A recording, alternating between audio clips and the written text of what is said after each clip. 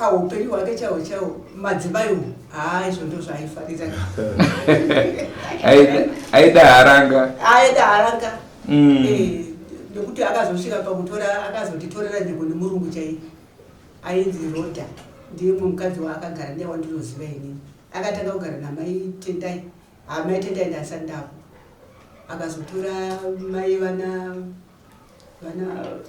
Linda, ndopaakazotora manje mukadzi wake murungu iye.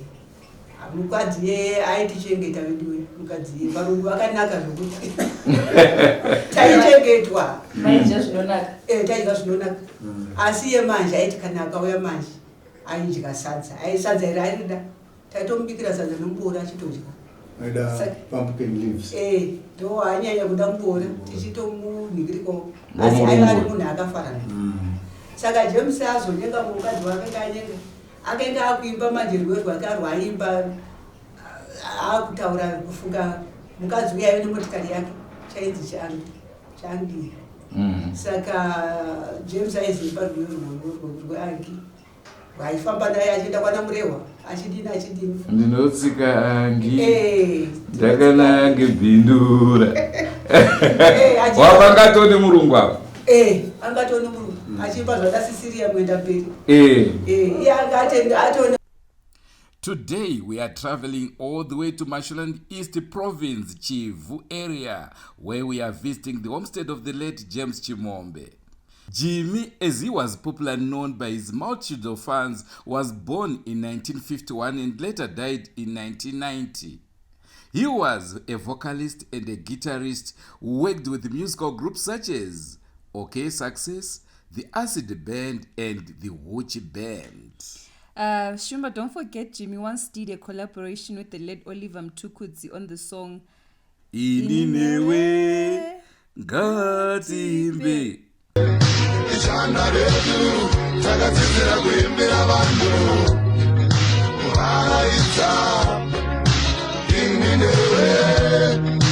And again, so remember a South African popular musician, Steve Kekana, did a remix of the song Cecilia Mwendamberi. A clear indication that James Chimombe was not only big in Zimbabwe but was recognized regionally and internationally. Well, here are some of the songs that made Jimmy a household name. Munakandafa.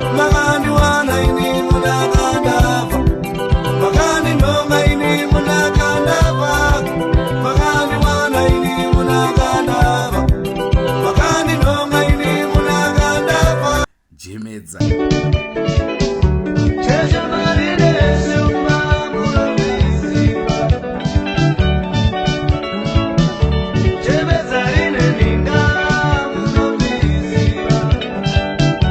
Zvaitika.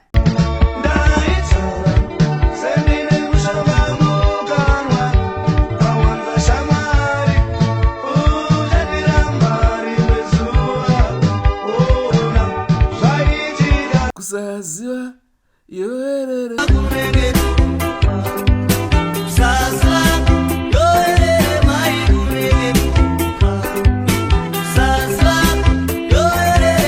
Jikinya. On the song Jikinya, I like the part Sekuru wangu tarire ushe meoiona vakapfuma nekutamba Jikinya. Hadzi vakapfuma nekutamba Jikinya.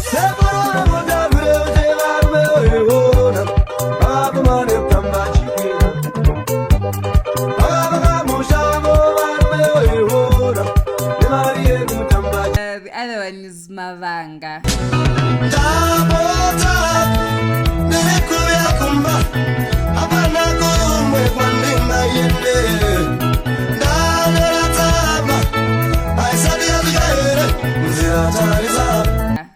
Cecilia.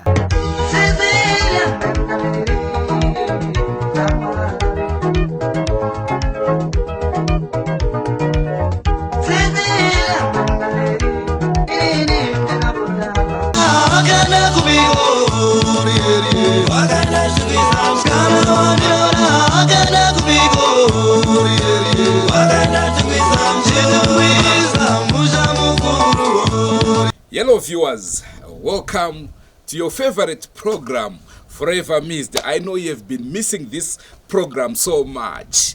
Yes, we have already done episodes of Forever Missed. I think you remember we did John Chibadura, we did Solomon Skuza, we did Paul Matavire, so many artists. If you haven't visited these stories, these documentaries, please do so. Just scroll back, follow Drewmas media pages. Definitely you will find those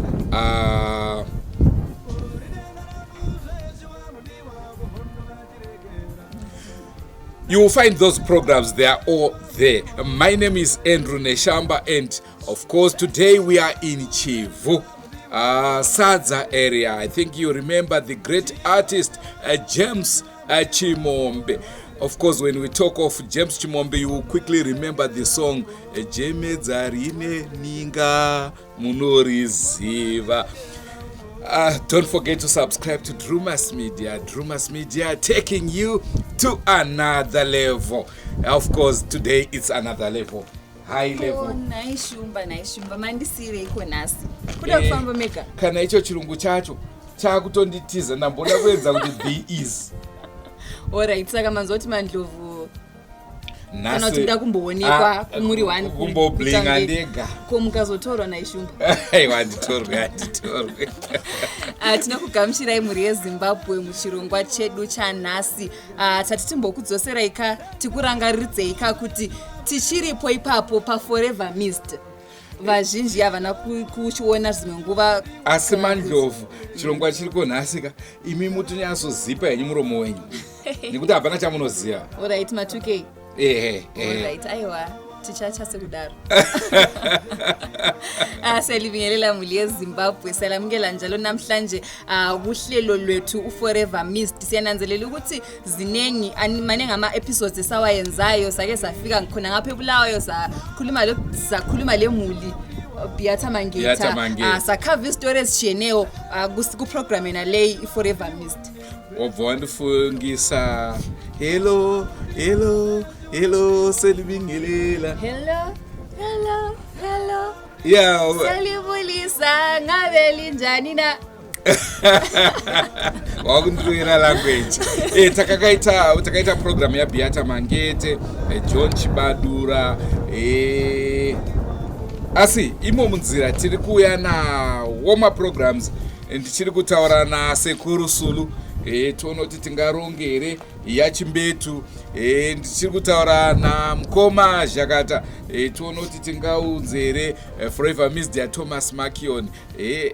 Ndiwo kai vaimbi vacho. Ndiwo vaimbi vacho singakeli kuvakhumbula kati kuyahamba njani. Asiqhubeka phela siliphathela sizama ukuthi sibambe abahlabeleli abaningi abachiyeneyo asebashiyayo asililethelekini sivezela athi ukuthi hayi siyabakhumbula njalo siyabaqhakathekisa. Kuti Drewmas Media izikanwe kuda kwema-programs Forever Missed.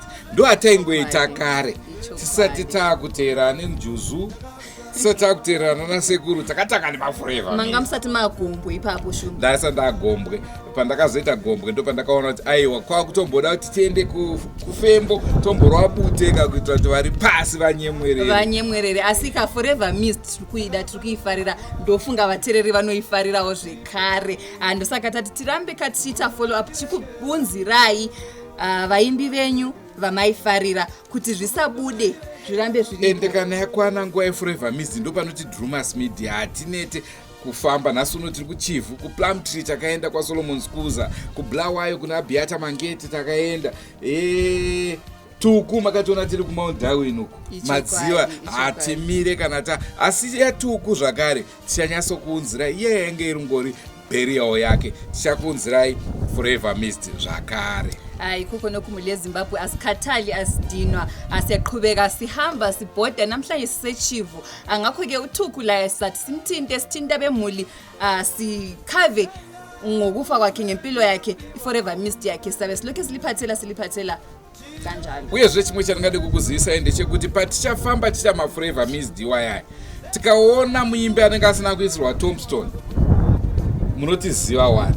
Munotiziva Paul Matavire takamurovera.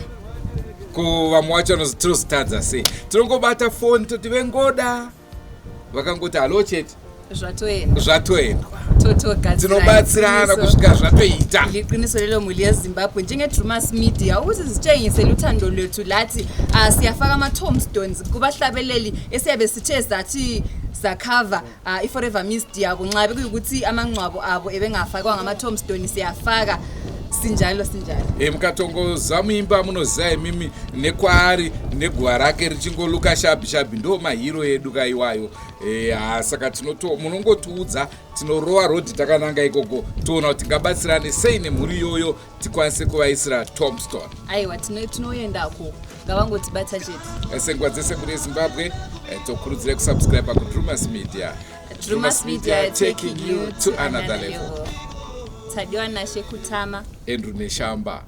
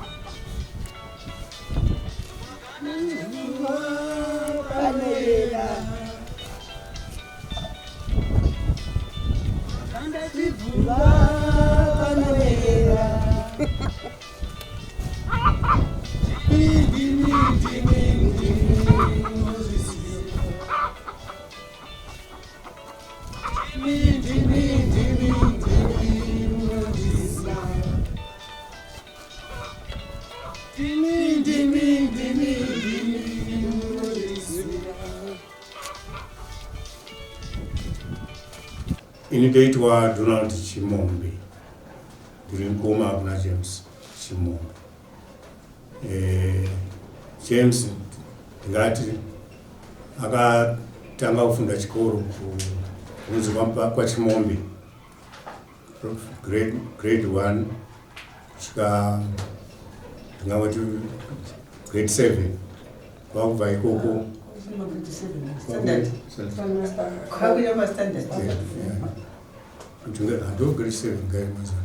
grade 7 kana kuti standard 3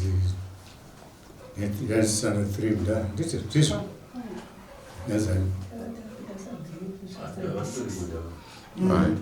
taurei yakunzi grade 7 izvo kwakubva ikoko James aifarira manzi chikuru nguva yacho iyoyo kwainge kune vanhu vaimba vemhiri kazhinji kacho saka vanga vachiimba ari macopyrights vachiimba nzedzana Rick Nelson, Little Richard, Cliff Richard naPet Boone vaimbi ngava nemukurumbira nguva iyo aimba futi mablues achiimba futi nejazz achiimba zivo zana Jim Reeves achirambika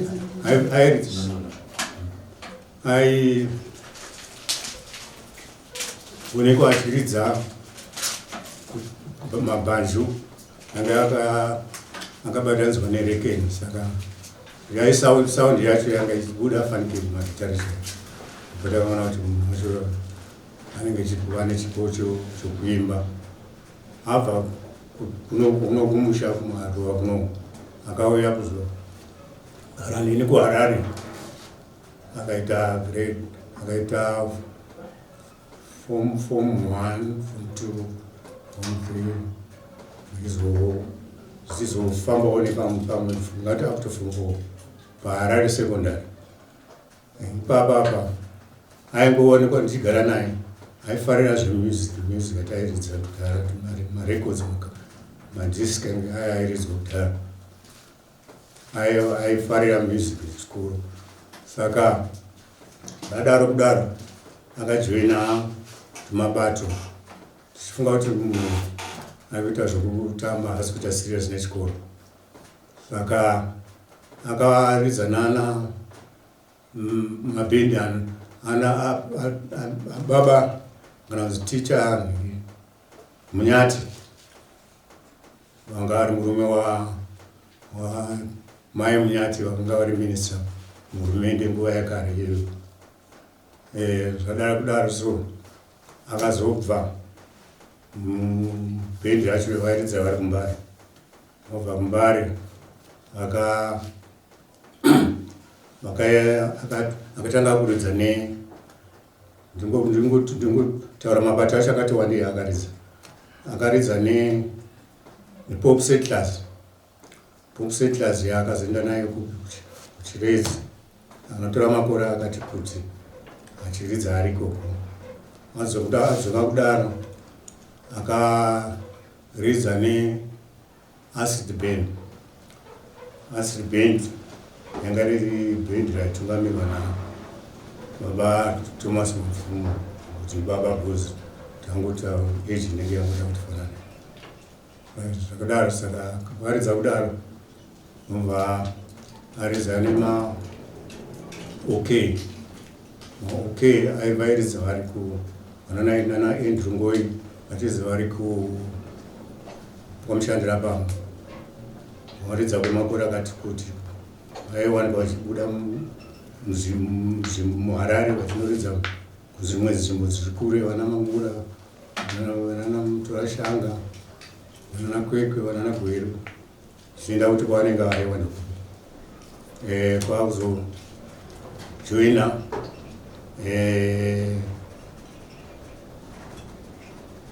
asi band aitaura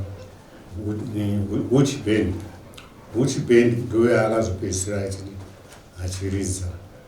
Airidza Wuchi band airidza zimboo dzanga dzaane mukombe mukurumbira.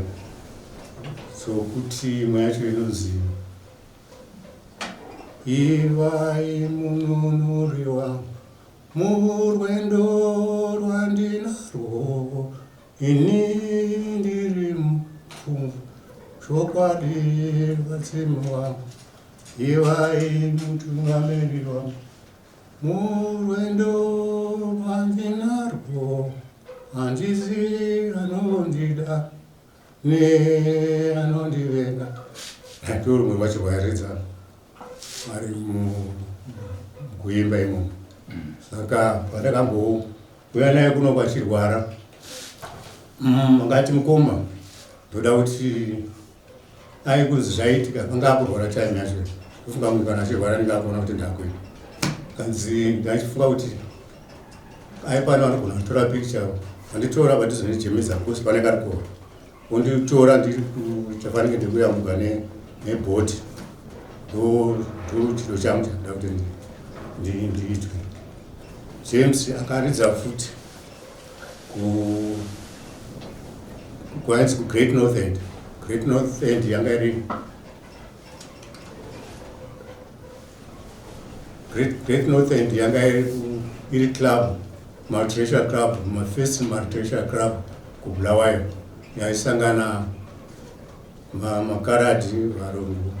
Ndo yanga first multiracial club kuti vanhu vasangane vanatema vanga vane mahotera vanga vachipinda vari vega, but iyoyo ndo yanga yakasanganisa marudzi. Saka akamboridzirawo imomo.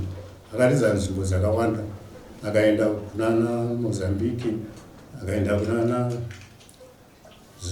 Botswana, akaenda kunana Zambia, nzvimbo dzakawanda.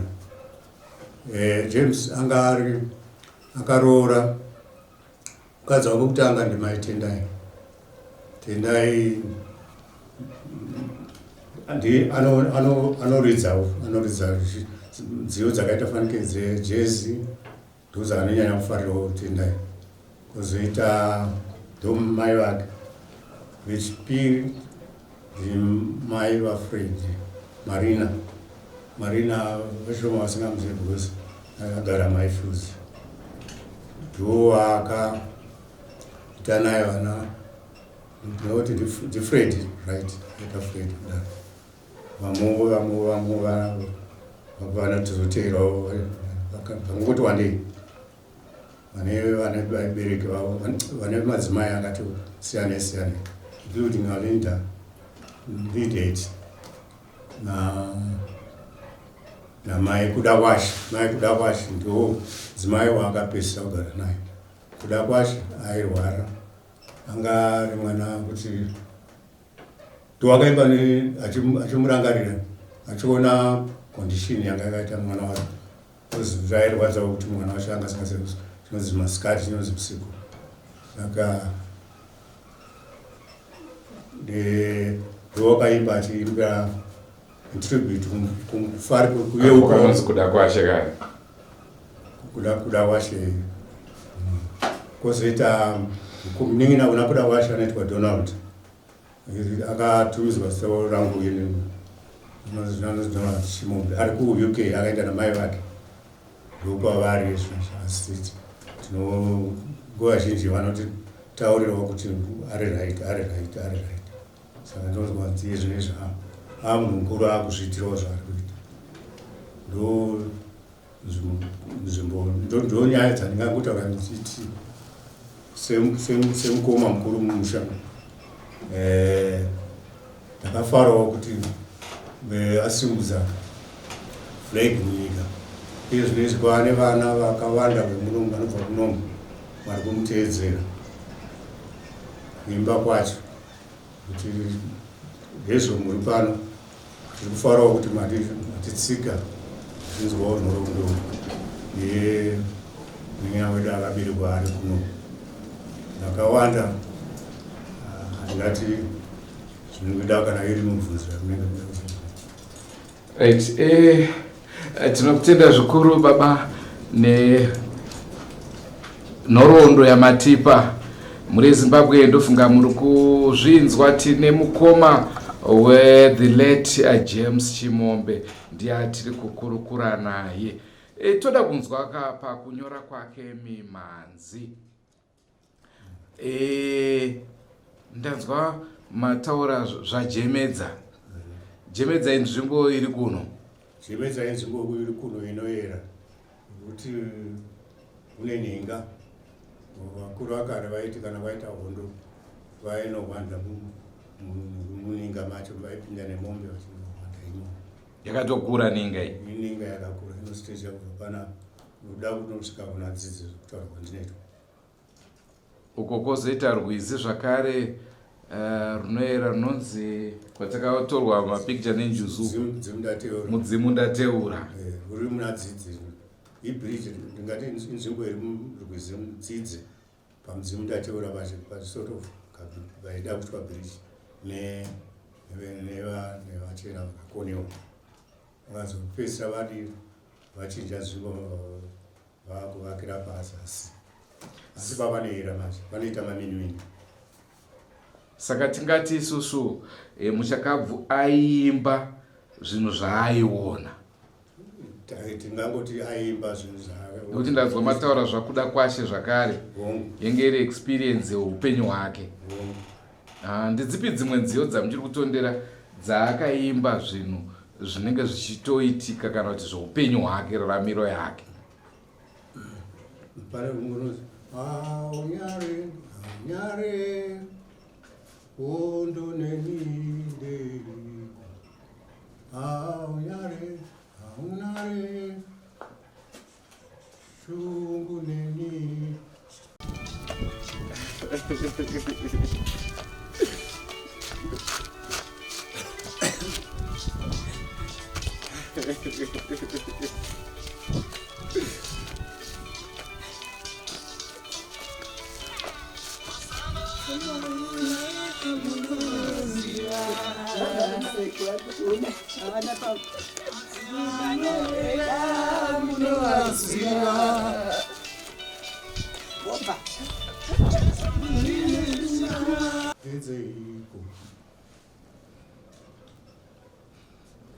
Akakaimbirani kapo?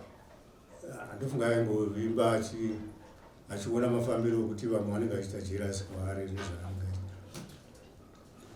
vasingafari kubudira vanenge vachiita. Aha. Tingati takuongora iye character yake. Tingati aifara nezvipi, munhu aigara aifarira kutsamwa kana kuti aigara akafara, anga ari munhu akanyatsoita sei character yake? Anga ari munhu tingangoti ari pakati nepakati. Mumusi anenge akapfava, mumusi anenge akachinja. Zvichidipenda kuti asangana nemunhu anenge akaita munhu achanofarira kana kufarira. Munhu anga achiongororawo kuti munhu ari kutibatawo sei, akandiona sei. Ndozvayangomutiritawo naye. Asi kushatirwa futi aikurudza kushatirwa kana avhiringiswa.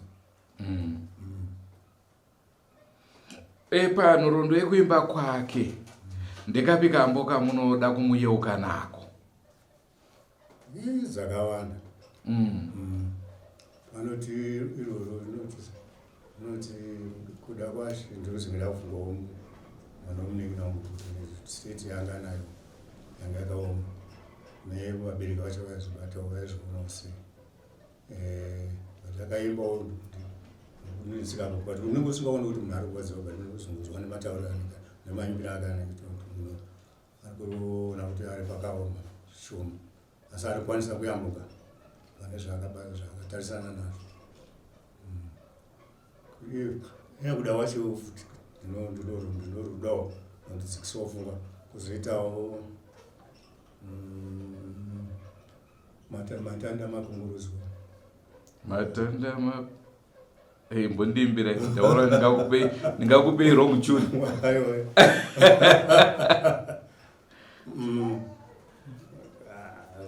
Ndambudire. Mambo practice mbichana. Mambo practice zvikuru.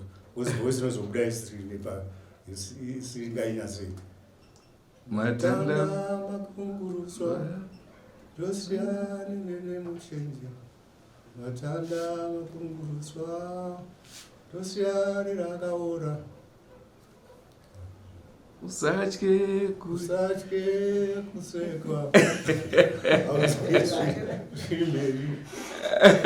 Chimberi kwakuti akabika.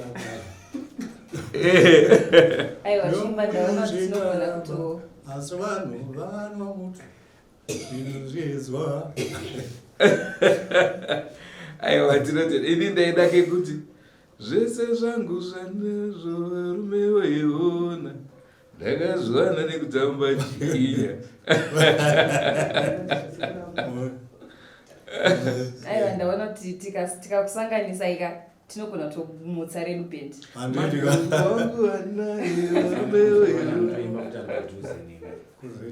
Kuzitasiria. Andizvi? Aya, ndikuuya. Kuzoya Virginia. All right. Virginia.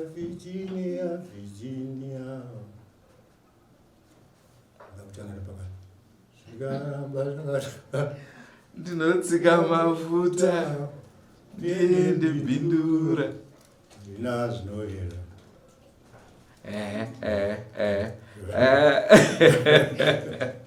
Alright, tisati tapendera ndanga ndichida kunzwa kuti ko nhoroondo yerufu rwake chii chakaitika kuna mukoma Jimmy? James akarwara. Airwara achifamba hake. Nguva yacho iyo ndofunga pamba ndingataura kuti zvainetsa, ndofunga mapurisa akasati akunyatsoona. Akarwara nemuviri. Tingongoti muviri wese pachivanhu. Zvakarapawo madhokuta akambotiraya apa naapo kuti vamupe special treatment, but zvaingoramba. Angorwara sokurwara kunongoita vanhu.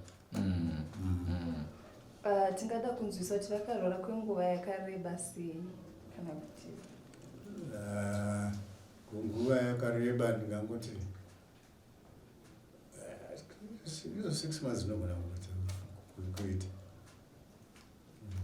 but tingangoti 3 to 6 months, but 6 months zvadzo zvichiwandei. Tingangoti it was a short spell. Nguva pfupi. tingada kubvunza zvekare mambotaura zvekuti vakatanga mimhanzi vari paform 4 imimi semunhu aigara navo maivakurudzira here kana kuti makatombosvikawo panguva yekuti siyana nezvemimhanzi izvi imboita zvemabhuku? Taiona kuti zvokuimba izvi kudhara vainzi munhu akaimba irombi, but tasingazvifaririwo taingoti zviri maari kumurambisa munhu kuti hekeza zvakati omei, because zvinenge zviri mumwoyo make hazisi mumaoko, saka zvinenge zviri mupfungwa yemunhu haungazvizivi. Saka takangoona kuti asi tisingazvifariri kuti munhu aimbe. Nguva yacho vazhinji vabereki vanga vasingazvibvumire kuti mwana aimbe, because zvanga zvisingabhadhari, zvanga zvichiita kuti afanike munhu anozi irombe. Kubhadhara kwakazozongouyawo kana nekuzekera kuti ibasa rinongoitwawo nemunhu wese wese. Ndopa vanhu vakazosunga kuti munhu kana achimba anenge atori mabasa zvinopa pundutso. Sokuona kwatakuita mazana kuti zvine pundutso takuzoona zvakanaka kana chiri chipo chako tishandise. Ko tingada kuziva kuti mumuri mudzinza mune vamwevi vaiimba kana kuti zvakatangira ipapo? Mudzinza medu isusu mukwataura ushe Chimombe kana kuti Mbatsi mune vanhu vanoimba kuti kana chemberi dzakaita fanike vane mavhoisi akanaka zvikuru, hamuna mbevero. Mukanzoshaura anonyazoshaura rwerwa anozoona kuti munhu ane vhoisi rakanaka. Saka zvakabvira kare vana baba vedu vaitombonge vachiimba makwaya kudhara, vaienda kunana Shurugwe Zvishavane vachihwina mbudzi, vanga ari makwaya kare, matipati henzi matipati kudhara. Mune here zuva ramuchiri kutondera, zuva ramusingakanganwa muri pamwe chete nemushakabvu? Chii chakaitika maamuri kupi chinoita kuti muri yeuke zuva iro? Right. Pane kuti vanhu sezvinongoitwawo kana mutauni pamaweekends. Pane vatakamboenda kunotandara kunonzi 99 kusaton 99 munoziva kuti I doubt. No, I doubt it. Sorry, I doubt it. Thank you, my brothers. I doubt you. Kwaifarwa vanhu vachifara zvavanozvavo kusvika pavanodira vachivhara late. Zvadaro kudaro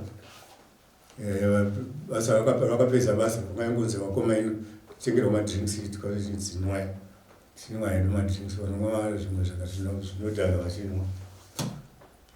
Vavhara manje pangava nevhani time yarinobva tapinda motikari tati motikari mamuna ijames muna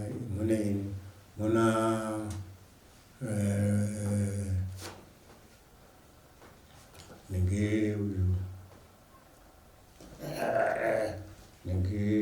sose. Saka zvakaita kuti tichibva ku99 pa10 off kuti tipinde muna Highfields Road, tiende straight kupinda pinda road yekumufako titozotenga tambe takwenda kuHighfields. Motikari yakabheuka so takasunga bhutsu dzakasungwa nemashonesi zvakatight kuti haungambofunga kuti pane zvimwe zvingaitika. Saka yakaskidha nguva yazodzokera paroad. Saka takatoshamisira taona bhutsu dzasununguka bhutsu dzabva mumakumbo asi takasunga netavo kuona kuti tese tiri vapenyu yena tese tiri vapenyu. Patada kuenda nobva tachinja tatinonara kunemunyina wedu vanogara kure kunonzi tirangarira kuti vakomana vatabuda buri retsono kurangarira vanhu vaitawo imwe nguva yatachinayo. But imwe nguva zvaive makrismas anga ari makrismas tinenge tiri pamwe chete semhuri kuchitengwa makeke zvinwiwa kuchiitwa sei. Tichiwawo futi kana nzivo madzimai achitibatsira kuimba nzivo dzenenge dzechechi. Sore mhuri yeZimbabwe ini maziro angu andiita James ndakawanikwawo James anga atobhorora mukadzi wake mai vatendai saka ini ndopandakazoroorwa saka James ini kumuziva kwandinomuita munhu akanga aine musikazwa zvokuti aive nemafarisi ekutaura aiva ari munhu asingaini kazhinji kachona handambomona akatsamweri ndaingoona ari munhu anongogara achikosekerera achingodiwa asi paupenyu hwake chaiwo chaiwo madzimaiwo izvo ndo zvaaifarira aida haranga nekuti akazosvika pakutora akazotitorera nzvimbo nemurungu chai ainzi Rodha ndiye mumwe mukadzi waakagara naye wandinoziva inini akatanga kugara namai Tendai mai Tendai ndasati ndapo akazotora mai vana Linda ndopaakazotora manje mukadzi wake murungu iye mukadzi ye aitichengeta veduwe mukadzi ye varungu vakanaka zvokuti taichengetwa taidya zvinonaka asi ye manje aiti kana akauya manje aidya sadza sadza iri arida taitomubikira sadza nomubora achitodya ndo anyanya kuda mubora tichitomunhingirikawo asi aiva ari munhu akafarana saka James azonyenga mukadzi wake kanyenga akaenda akuimba manje rwere rwake arwaimba akutaura kufunga mukadzi uya aive nemotikari yake chainzi changi saka James aizoipa rwere rweangi rwaifamba naye achienda kwana murehwa achidini ndinotsika angi ndakanange bhindura wapangatone murungu apo angatone murungu achimba zvadasisiriya muenda mberi iye anga atone murungu zvaakazotama ekudai tone murungu gogoi ndinoyemusa angi tiende bhindura zvakaumatia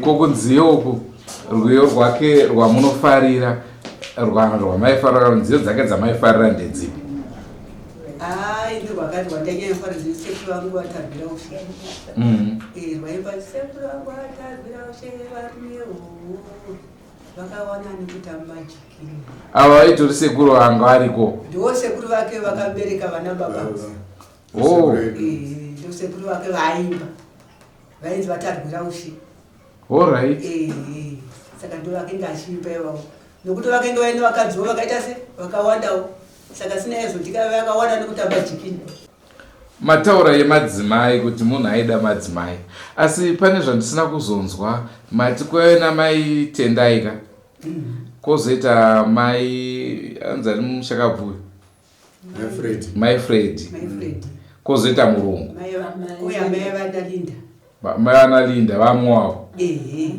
kwozoita kozoya murungu koya murungu kozoya mai Kuda saka tingati madzimai anga a5 hatinangoti baba anga a5 mhuri akasiya yakawanda sei manje kunoti vasara izvini zvevapenyu tingati edu vaanga anawo nguva iyoyo tichida kutarisa kuti mukadzi wokutanga anga ine vana vakati mwana Tendai wechipiri Fred wechitatu akaita 2 mai vana mai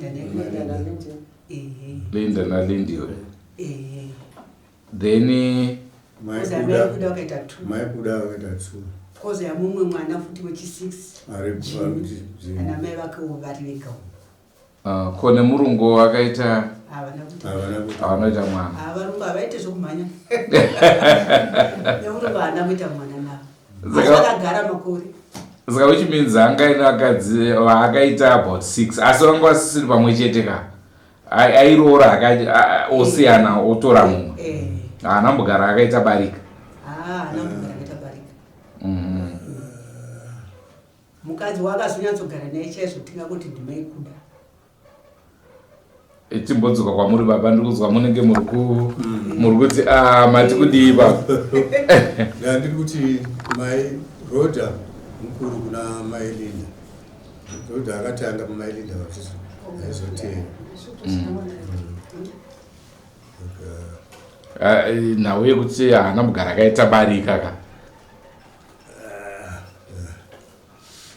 tingati barika kuvanhu vanenge vachigara pamwe chete haana kumbogara asi kubira-bira igona kuti unombuti ukafanira zvinongoita vanhu vanenge vane tuntu kwavo vanongona mumbuti achinyembera but otherwise barika hapana zvakamuita aingoti kana takura zvinhu zvakausiya otanga zvitsva.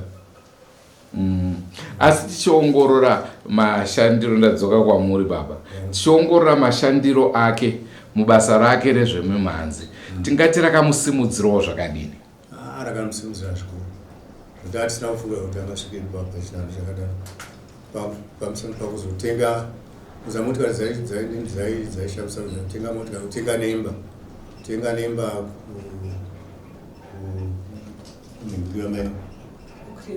kukremboni zvoratidza kuti munhu anga achishanda achiziva zvaari kuita.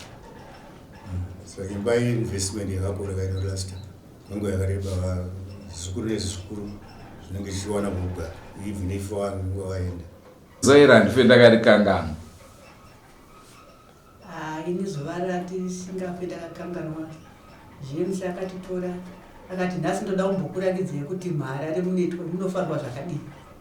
Saka akatitora namai guru vangu mukadzi wabankuravo tikaenda kuhideout achiti muda kuti mumbonoona zvatinoita kana tiri kubasa kwedu. Saka zvarero takafara takagara zvedu nzvimbo imwe taingofitwa tipo takangogara muri ma-VIP nhasi munoenda zviuru zvazvimba muri maive nemafanzika aive nemafanzi zvokuti saka zuva iroro hatimbofa takarikangana. Akatichengeta zuva iroro tazobva kwakadzimba zviona here kuti ndo tinoita zvechirungu. Munongogara kudzimba muchingochengetwa muchiitwa fanika zvidhori muri kudzimba. Saka vanhu vanofanira kuti vambofara-farawo. Saka isusu zuva iroro hatimbofa takarikangana. panziyo dzekufara ndoona dzidzo dzake zhinji dzake dzekusuwa, pane here dzekufara dzaakamboimba kunze kwajikinyi?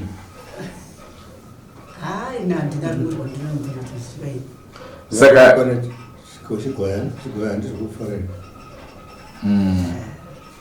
saka imimi mabuda pachena kuti pavakadzi vake ese maida murungu.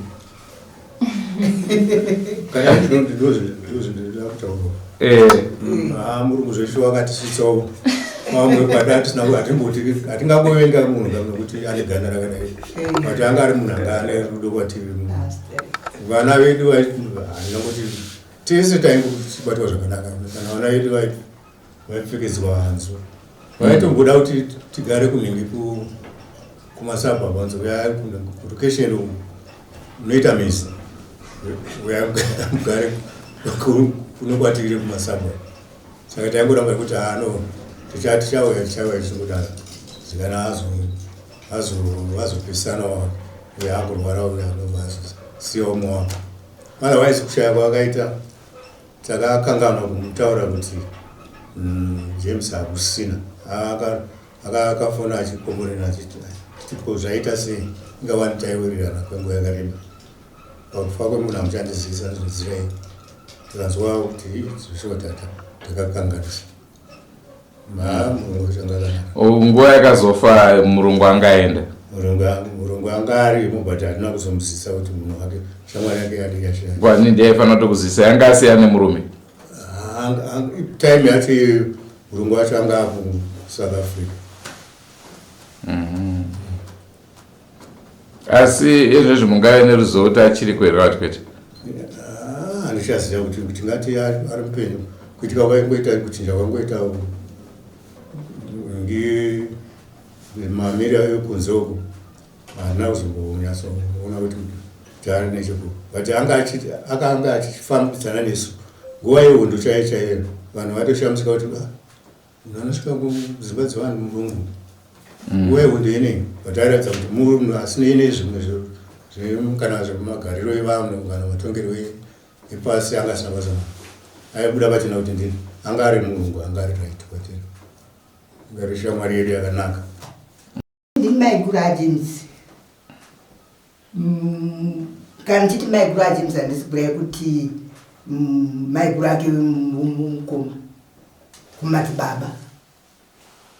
baba ajames vaiva duku varume vangu ndovaiva vakuru saka james aiti kana achiri mwana mudiki james aifarira zvokutora zvimapuranga otora 2 waini zvokochekerwa zvozoridzwa zvichingunzwaiwo zvaitomboreverwa nazvo saka pwere dzaiunganira pazvinhu izvozvo kusvikira james azokura azoenda kuguta saka james akazouya muhondo auya muhondo akasvikotiko ndiudzei ndiyo dzamuri kuimba dzomuhondo saka ndobva akaimba rwiyo rwake rwainzi mudzimu wei vana vezimbabwe ndobva akazotaura zvemakomo kuti jemedza rine minga mucheshumba mune ganda chibhuva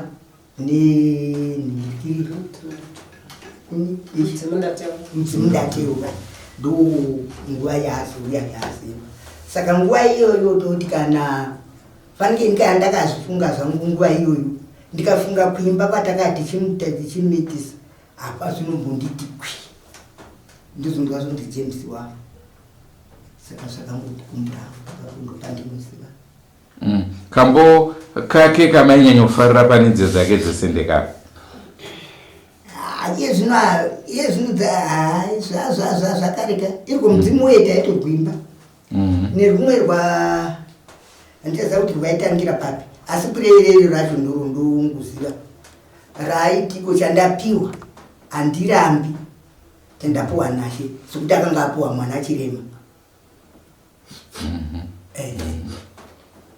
saka nguva iyoyo kuti hatakati titomborwimba chaizvo pamwe chete kana warwimba ukarangarira mwana yeye misodzi yako inoduma sekuti mwana akafa ati ndakunoya hapana patingakusiyei kuti mapedza nhoroondo musina kumbotiimbirawo kambo kake wani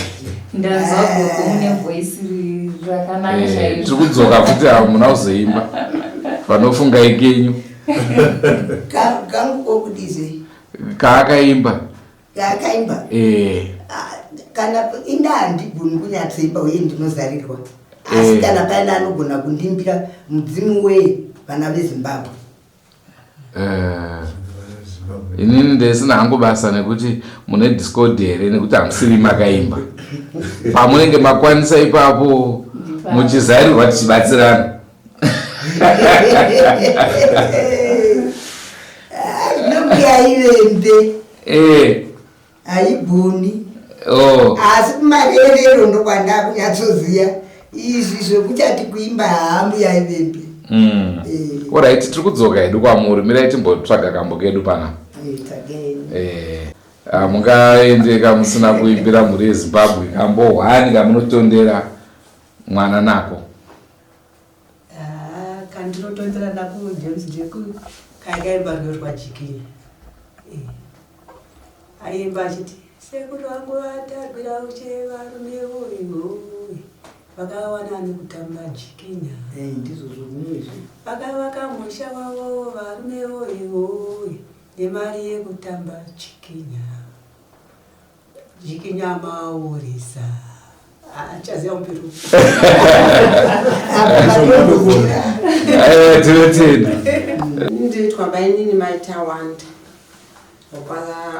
kwababa mubiki oniasi mundendi saka munomusha muna masenema akawanda kuna Chimombe iri munomusha matarwiraushe koita tarwiraushe ndo vatezvara vedu saka vanga vane zita ravo nickname inonzi mundendi saka murume wangu akatora nickname yokuti mundendi ndobva ashandisa mundendi asi tiri mhuri imwe chete kwatarwiraushe tiri imwe kana tati Chimombe inenge iri Chimombe yatokura kunyanya asi isusu tiri mhuri yekwatarwiraushe saka inini ndakauya kuno 82 murume wanga asendera kumasvingo saka mu 84 James wakauya kumasvingo auya kumasvingo akasvika baba vakati ndiye mwana womukoma wangu unoimba uya unonzi James Chimombe. Saka asvika akawana ndichiyamwisa ndobva zvanzi mama hatichaindi neni nekuti muno mwana. Saka aiuya otora baba oenda navo vozodzoka kuti kuchiedza. Saka ndokumuona kwandakaita ndakanga ndisingamuoni nguva huru ndikauya kuno kumusha ndandisingamuoni asi vamwe vese avataigara navo ana mai Brian namabajule aiwa tanga tichigara tese nana mai Gura. James ndakangowana akura atovana vakadzi vake. Ndichisvika pano ndakawana ano mukadzi wake mai Lindena nditi kuchizonzi James ano mukadzi wake murungu. James zvaakanga ano mukadzi wake murungu. Saka vana baba vaitobva kumasvingo kunodya zvinhu kuHarare. Saka paakazodzoka kechipiri akazowana zvindine mwana ndina Gilbert. Saka akati mama maita munyama hatigoni kuinda nemi muno mwana kubhendi. Saka makaruzira mafaro eku. Ini ndakaruza. Saka James Chimombe inini handina kumuona nyakuti aitamba kana pamaimba asi kungozonzwawo maredhiyo vanajikinyavo. Takazoti 91 ndiwafa 90. Saka takazoenda kuHarare. James afa takabva kuno tichifunga kuti tinotora James tiri pano. Takabva tichiti baba mukuru baba vake hanzvadzi yake Stembeni atete mai Jacob baba mukuru amake baba vavava kozoti inini takaenda tiri 5 namai Gura tiri 6. Saka takafamba zvakazonaka takakwira kusvika muchifu. Takaita dambudziko muchifu tobva tazokwira rimwe gonyeti rakatiburutsa taakusvika mudhuze nokumba kwacho kubva tazosvika.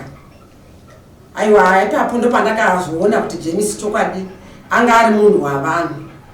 Panga pana vaimbi vanga vakawanda, vana mapfumo, vana mutukudzi, vamwewo handichanyatsosiva. PaJames pakaitwa zvinhu zvakawanda. Kuseri uku kwaimba vejiti, kuseri uku kwaimba vana James vana mutukudzi nana mapfumo. Mumba maimba vesavata. Saka ini namai Gura taifamba kose tikaenda kune vejiti tobva tikapinda mumasavadha mutoti mukomboreri toenda uku kwaiva nomuzukuru wedu wainzi Tambure. Ainzani Tambure murume akatamba vedu wenda akafunga kuti acharwara. Tikati navedu Tambure ari kutamba kudaro George akatamba. Saka ndo patakapedzisira James akavigwa zvakanaka. James akapinda kunovigwa mota yakamboramba kusumuka. Sesu tanga tiri vadiki hatina chataiziva. Asi ndotenda vana mai Guru vangu vava vasingandisiyi. Saka patakanga takamira tiri vatatu ndopakanzi namai Guru mai Guru mota yanzi yaramba kusumuka. Saka akangotora ndobva vamhanya mota ndobva vapinda mota muya. Baba mukuru ate zvakavava ndovanga vakumberi. Saka ndopakazosumuka motikari. Vana mai Guru vakangondozvambarara kuseri kuya kubhokisi. Nhoroondo yangu yaJames Chimombe. Saka tiri kuti isusu pakuramba kumuka kwemota tingatoti pakaitwa chivanhu kakuti mota isumuke. Izvi zvotoda masinyoro nokuti sakangozodedzwa. Tadzoka kwamuri baba. Hatingangoti zvinongosanganisa kuti Mwari kandini anoita kuda kwake kana pasina Mwari zvinhu. Asi iye munin'ina wenyu pachake aita zvechivanhu aita zvechechi. Aisanganisa because aimba dzechechi futi pane rumwe rwakambova rwechechi. Tisingatarise nhau dzekuimba. Zvechivanhu aiti because kana uri munhu mutema unoitawo zvechivanhu tema nguva yacho iyo. Aimboitawo zvechivanhu because unenge waberekerwa mazviri woga. Hapana uye kuti ngarambe asi chechi vanga akarerekerawo zvake. Ko chii chakaitika pamotokari apo? Takuda kuchinzwa. Pamwe zvinongoitika. Ingava nemotokari iri kubva mugaraji inogona kungoita accident. Mirai tinzwe chokwadi kuna nagogo. Tiudzei gogo. Chii chakaitika pamota? Ndimakazonozvambarara. Nyase titsanangurira. Sakaita pamota. Mota yangu. Tunojaiswa motokari. Saka takangomira sana mai. Tichida kunzwa kuti munopinda mune motokari. Chakaita kuti motokari irambe kusumuka. Vana vatezera ndo vakaenda mberi. Vakunoivharidzira. Vakaenda mberi kunokwira ivo. Oh. Kusina munjanja apinda. Kuti ivo ndo votungamirira muchituna. Ndokuramba kusumuka kwaikaita. Kuzoti zvinhu izvozvo zvazotaurira kuti sei vanatezvara vaenda mberi hama dzomunhu dzisina kuenda. Saka pakazopinzi hama dzomunhu ngadzichipinda, baba munini vapinda kubvira baba wake vapinda. Indo pandakanzo namai nini mai kuti ngatipinde mumotokari. Ende futi motokari munongoziva kuti motokari dziya dzinenge dzisina vanhu vanoningirika. Unoti unenge ugere. Takaenda takadai ona mbuya Brian mai vake. Mbuya Brian ngogwenyu ngoko. Takadai asi osho dzedu taingoridza. Tichifamba takavanda kudaro. Mota vhumu. Yakabva simuka. Ngoita hapana ndowedzera. Mati? Ngoita ndinowedzera rimwe rungano. Pane ashaya kudariso. Chakagowa mbatya dzagowewa kudaro. Ndakatora jezi taingotora kuti ndakapuwawo zvimwe zvinhu ndapone juzi jezi. Ndadaro kudaro jezi rakawachwa kumba raiswa palaini kudaro. Umba komana panext door atora jezi akaba jezi. Ndokupedza almost nenge 2 months. Juzi rangu jezi rangu ndakaona kufamba kuti rafamba sei. Ndozonzwa naadzimai vangu vanzi taona ndinenge juzi renyu kumbare. Maona ndinenge juzi renyu kumbare. Alright, okay. Saka zvadaro so angatengesera mumwe mukomana ane tuck shop nharaunda kwatinogara isusu. Saka mukomana uyu zvadaro so atora juzi atengeserwa juzi renyu. Angatanga kubuda mututu, handisi kunyema kubuda mututu. Nobva madzimai vati ndikaiti tinde tumashopu tinopfeka vavona same jezi manje. Taona jezi rakadai sobva tasikuona jezi wariwana andakatengeserwa nomukomana wangu. Ndikati jezi ndirangu. Ndikazi ndirenyu mandisunungura. Ndanga singaperi kubva mututu kubvira kupfeka wandaita jezi ndoreri matibatsira noda mari. Tukati kana wanga watengeserwa hapana mari yatinoda. Takatora jezi tapuwa jezi. Saka ndiri kuti mukomana chivariwo zvechii akazvigwira mukomana jezi rangu ndakariona. Ndoba ndinorangarirawo aigadzisa zvinhu zvake. Inini ndonzi Sani Chimombe kana kuti Sani Foni. Ndiri muzukuru waJames asi sekuru James handivazivi hangu. Takazosara tozvarwa ivo vanga vashayika. Asi ivo tinokwanisa kumboimbawo zvishoma zvekungoti vanhu vambonzwawo. Ndiwo mashoko andinawo.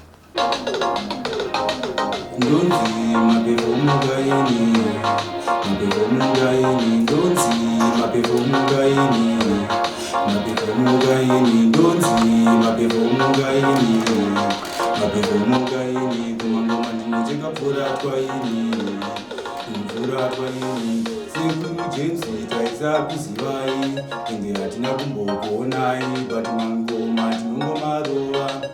mangoma tinongomarova tichatangira pamakasira mangoma aya tinongomarova isu tichangomarova tichatangira pamakasira zita haringaparare pese patasvika toponera morari tikati zita haringaparare ticharira chero kungava kuharare chero kunonzi kunenge kunerari sekuru jemusi taisakuzivai kana fesi hatina kuponai bati zita haringaparare pese patasvika toponera morari tinobetwa chero kunenge kunerari tichatoridwa chero kuharare sekuru jemusi taisakuzivai kana fesi hatina kuponai sekuru jemusi taisakuzivai kana fesi hatina kuponai bati zita haringaparare tichatorira pese pamerari kanarari kana kutorira futi kuharare ndovatenda vese vari pano chero nemufuti vekuredziyo ndokusimbisai chero futi nemhiri vekuredziyo ndokusimbisai apa uyo ari kutotitora vhidhiyo ndichitokusimbisai amangoma ndokusimbisai muzukuru napedza natenda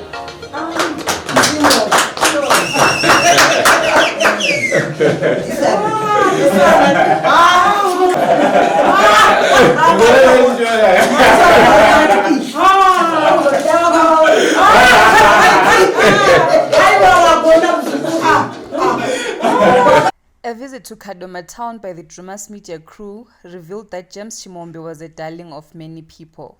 Nazara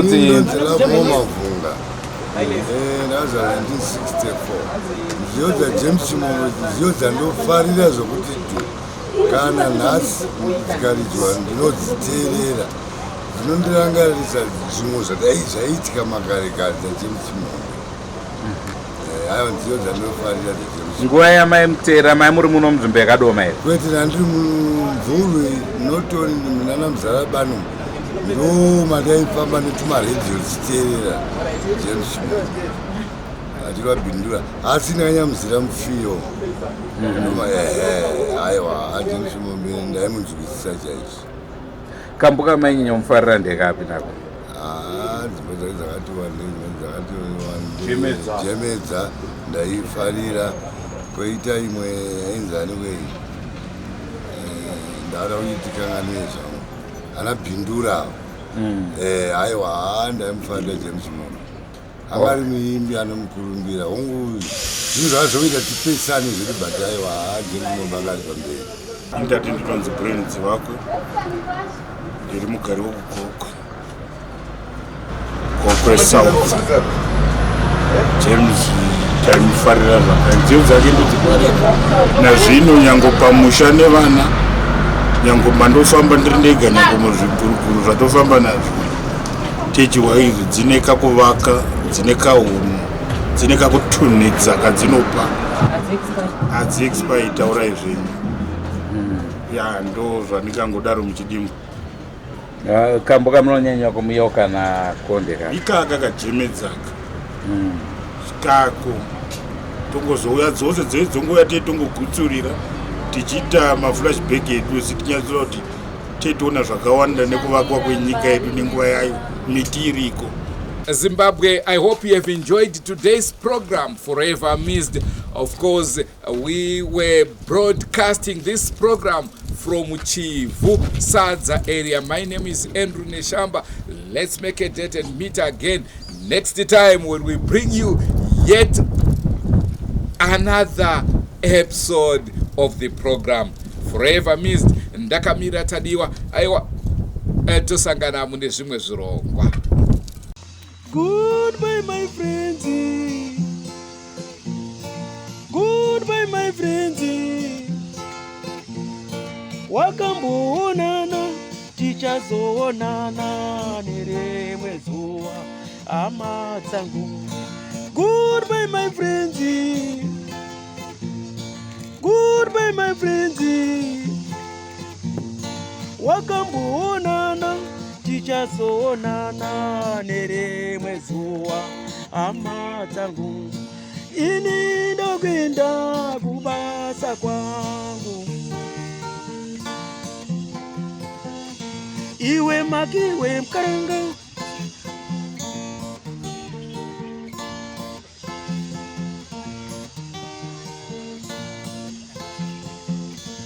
iwe makiwe mkaranga, iwe makiwe mkaranga.